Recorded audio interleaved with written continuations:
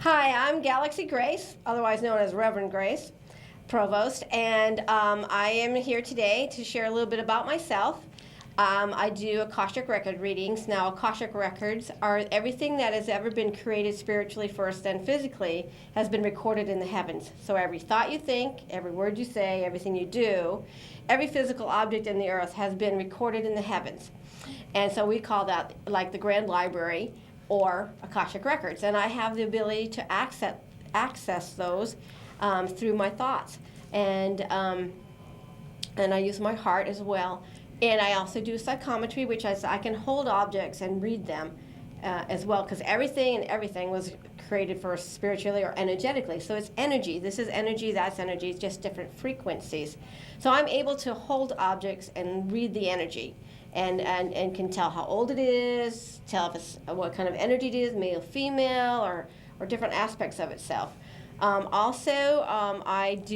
speak 4 ancient languages, and how I woke to those, I'll let my sister Ann share. This is my sister Ann Provost. She's a great, fantastic artist, and she can share how I started waking up to my gifts back in 2001. When we were there, it was a Christmas day, and we had a roommate who also spoke tongues, but nobody could understand her. So on Christmas morning, she goes into the kitchen and she asks, Jesus, please, I want to understand Dorothea. And all of a sudden, out of her mouth comes these foreign language, like, oh, wow, she's not faking this. Oh my God, what a beautiful gift. And she was able to understand Dorothea. Dorothea was speaking Atlantean, and she was a princess from Atlantis. And then from that moment on, Gracie could understand Dorothea and understand what she was saying, even though it was a strange language that she didn't even know about.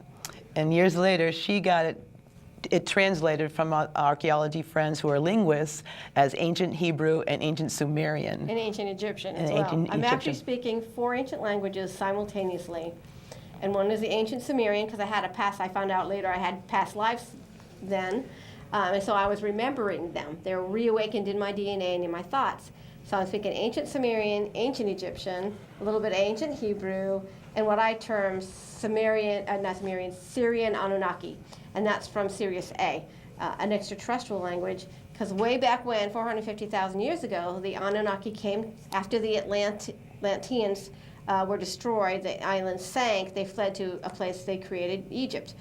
And so we were able to trace my past lives to a life back then. And so these Anunnaki also were on Sirius A and Sirius B, which is a different planet. And so they had that language with them. And I remembered from that past Egyptian Sumerian life how to speak Syrian Anunnaki. So that's what I term it. Well, there's actually something else I don't know, but the linguists told me this is what I'm speaking. And I'm speaking it all simultaneously from 4 different past lives. And so I use a language of light. And I use it for healings and my readings. That's how I connect with my Akashic records. I use it when I do my Akashic record readings. And so this is kind of how I got started on my lectures and things. I also do ancient archaeology, and I do research and lectures. And so today we were talking about thoughts and how important our thoughts are, and the thoughts lead to our consciousness, which is how we experience our reality, which also lead to geometric patterns.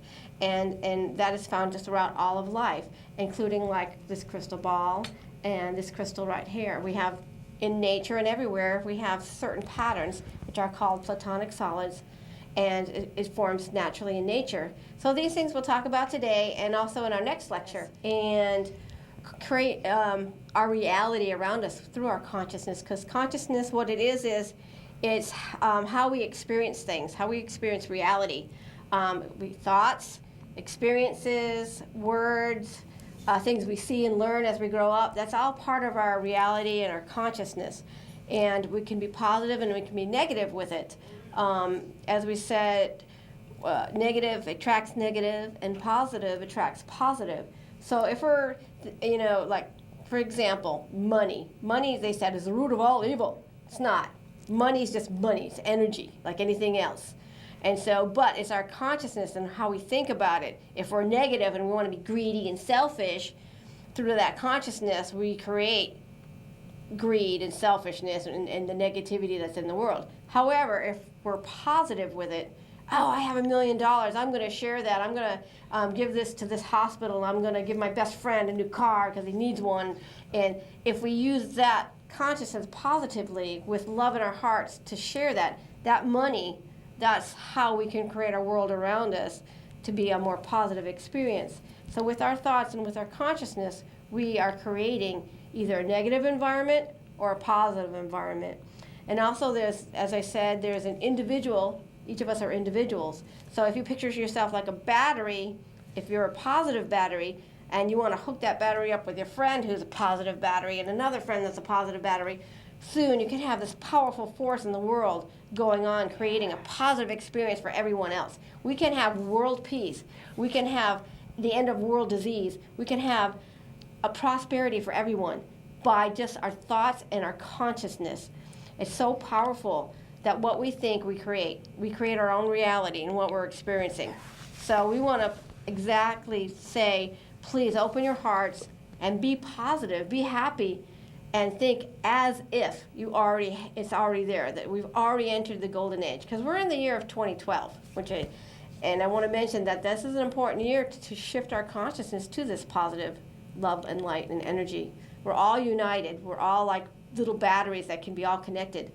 So if we stay positive, we create and attract positive into our lives. We can create and attract abundance in our lives, and we can have everything we desire. And so we wanted to share that with you as far as consciousness goes, and then our reality is connected to that, and also geometric forms are connected to that, and everything we experience in our life is connected with our thoughts, and which is energies, and which is love and light and feelings, all connected with our consciousness and reality. So we wanted to share that with you today. Our thoughts are so important. We don't realize how powerful they are. And so I found this cool little quote that Einstein himself, his interest in science all began with his desire to know the thoughts of God. And that in myself is amazing to me because he's such a brilliant person that he would want to inquire about the thoughts of God. And so thoughts, we don't realize how powerful they are. And you and I, we were created by a force and a consciousness beyond comparison, beyond our comprehension. And that spark is what we call our God thought. We're little God thoughts running around the earth. And that spark of God resides in us. And we can remember that our thoughts are very creative.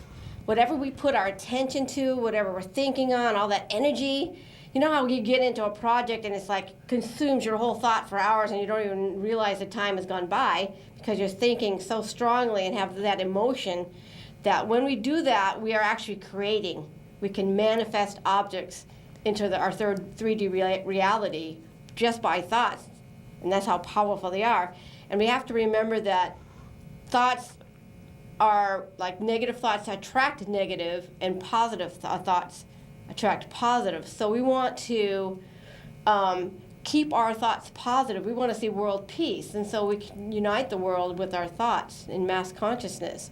And I know Annie mentioned a thing about snowflakes. Do you want to share that with us? Yeah, when I was 15 years old, my first experience of consciousness, of waking up, I was out in the woods. I was with a bunch of friends. We went to a church outing. It was in the middle of the winter, and it was snowing that day. It was really peaceful and quiet, but my feet were making crunching sounds in the snow. So I wandered into the woods and sat down on a log, and I just started gazing at my mittens and all the little beautiful snowflakes and how delicate and wonderful they were. And I realized, wow, God's all these millions and trillions of snowflakes all around the world. And then I thought, wait a minute. God's all the space around the snowflakes too. And at that moment, I realized God was in me, around me, surrounding me, and everywhere. And at that moment, and I realized that this is just a temporary vessel.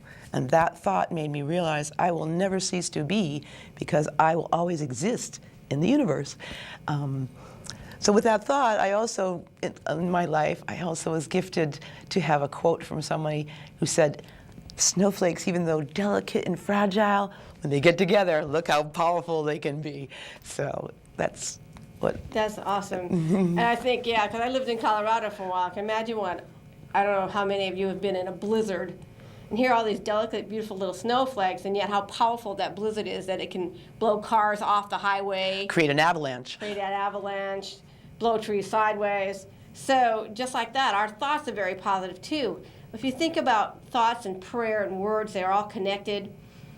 And how if you are like a battery, your thoughts are so strong. One battery can be, you're very powerful beings with our thoughts, and we're creating our reality around us.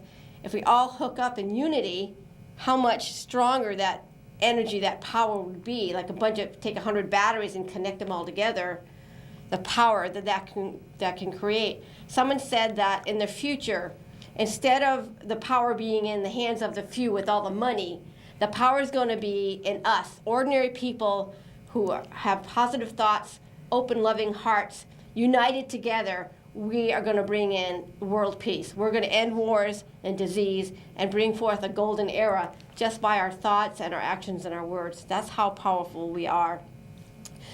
Thoughts are also, they travel in wavelengths, and they can be measured. They actually have measured each cell in our body emits 1.17 volts of electricity. So imagine we have thousands and thousands of cells, so how much electricity does one person create? So there you are, you're a human battery walking around, emitting all this energy, and we can share that with one another. And that can be positive or negative. Have you ever gone up to a person and say, ew, he gives me the creeps? So that person is emitting negative energy. Remember, like attracts like. As a man thinketh, Jesus said, so is he. And that's true. As we think, we're creating our world. We're responsible for our own lives and what we're doing. So try to think positive and loving and unite that with like-minded people. Gather with friends of like mind, like heart, and we can actually create a world of peace in the golden age and bring it sooner into our existence. We see also a photon of light. As I'm looking up at these lights in the room here, these photon of lights, they hit our retina in our eye, and that energy pattern goes up into our brain. It's transmitted by these electrical impulses to our brain, again in the wavelengths, and it signals to our brain to search for patterns to understand what's going on around us. We're in our reality. It's how we are consciously experiencing our reality around us. If we see something we've never seen before, our brain is sitting there going, what the heck is that? You know, we're thinking, until we finally understand what that is. Oh, this is a crystal. That's what that is. Oh. So it gets into our consciousness and our reality. They say our thoughts are tangible. Thousands and thousands of pulsations a cycle per second as we're thinking. These waves are traveling through our brains. And they actually kind of say, our brains are like transmitters of information from the higher source, the non-physical, to downloaded into our physicality. It's just like what God said. He created things spiritually first, or energetically, and then physically afterwards. So that's kind of how it is. We talk about being downloaded. We're transmitters. It helps bring understanding to those things around us. It breaks it down into little tiny bits. It's almost like a holographic transmission, this resonance of things. So our brain is like a guidance system, a transmitter, and the creator of all things, which is everywhere in all things, he gives us little codes, downloads codes. They talk about the Bible code, they talk about God codes. It kind of gives us his little God thought running around me, known as Grace, Provost, directions on where I need to go. So if we can open our heart and sense and kind of listen to our thoughts and our emotions and all that energy, we can sense our mission in life, our path in which where we want to go. We need to remember also to give our attention to it, what we focus on. Sometimes we get so scattered with so many things. I'm working 3 jobs, so yeah, sometimes I get scattered.